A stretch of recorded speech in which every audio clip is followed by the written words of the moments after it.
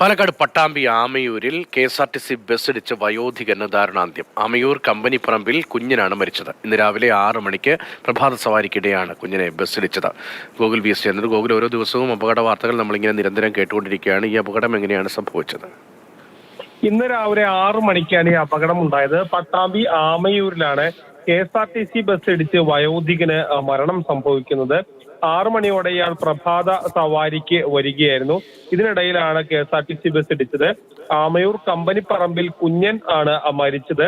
റോഡിന്റെ അരികുവശം ചേർന്നാണ് ഇയാൾ നടന്നുപോയതെന്നാണ് ദൃക്സാക്ഷികൾ പറയുന്നത്. എങ്ങനെയാണ് വാഹനം ഇടിച്ചത് എന്നുള്ള കാര്യങ്ങളൊക്കെ തന്നെ പോലീസ് പരിശോധിച്ചു വരികയാണ്. വാഹനത്തിന്റെ ഇടതുവശമാണ് ഈ KSRTC ബസിന്റെ ഇടതുവശമാണ് ഇയാളെ ഇടിച്ചതെന്നാണ് മനസ്സിലാക്കാൻ കഴിയുന്നത്. ഉടൻ തന്നെ പട്ടാമ്പിയിലെ സ്വകാര്യ ആശുപത്രിയിൽ എത്തിച്ചെങ്കിലും മരണം സംഭവിക്കുകയായിരുന്നു. കൊപ്പം പോലീസ് ഇൻക്വസ്റ്റ് നടപടികൾ പൂർത്തിയാക്കി. ഇപ്പോൾ പട്ടാമ്പി താലൂക്ക് ആശുപത്രിയിൽ വെച്ച് പോസ്റ്റ്മോർട്ടം നടത്തിക്കൊണ്ടിരിക്കുകയാണ്. ഇതിനുശേഷം മൃതദേഹം കുടുംബത്തിന് കൈമാറും.